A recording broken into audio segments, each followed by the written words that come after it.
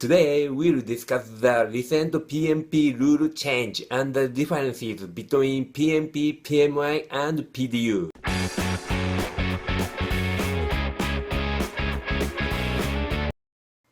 Hi, this is Mike Nagami, Lean Sigma Black Belt. I'll talk about PMP today. Soon, it will have been 3 years since I got my PMP certificate and I need to renew it. I also want to share what I found out recently about renewal requirement. First, here is the explanation of PMP. PMP stands for Project Management Professional and is a certificate from PMI, the Project Management Institute that manages examinations and issues the certificates. Since PMI has been researching and providing us with state-of-the-art PM knowledge, they are the global standard of project management. In addition, a PMP's renewal requires more than just paying a renewal fee. You have to study and have 60 hours of activities related to project management and report them to PMI during the 3 years. We call those activity and study hours PDU, Professional Development Unit. Therefore, PMP holders have to continuously brush up on their skills. Because of this situation, PM's reputation is very high with companies globally. In the US case, Lean Sigma certificates are more specialized, but many organizations issue Lean Sigma certificates and their certifying standards greatly vary. There's a joke. We are supposed to be organizational experts, but our certificate system is most disorganized. Regarding certification, PMP is more reliable. In fact, during my job hunting, I got my Lean Sigma certificates first, then I got a PMP. I think the PMP opened up more opportunities.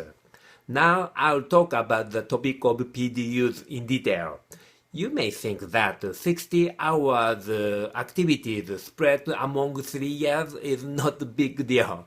But people have a tendency to put things off until just before due dates.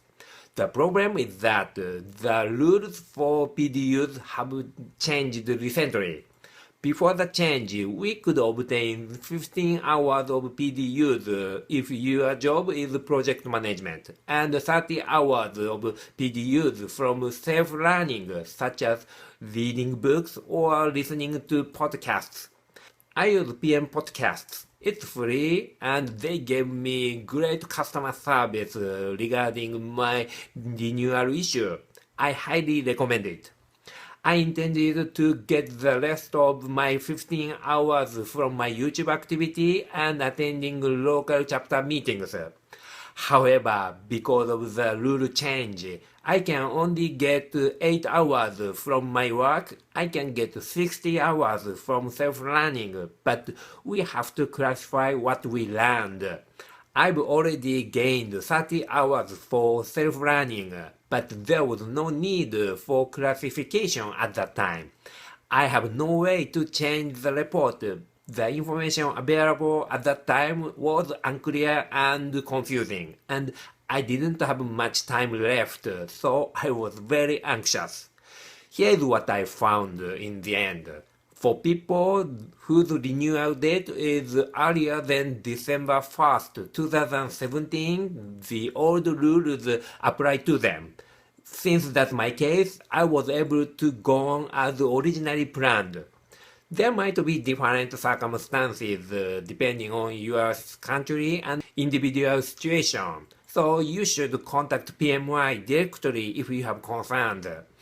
I contacted this email address. It took 3 to 4 days to get a response, but they are helpful. I hope this video is useful to people who have the same situation.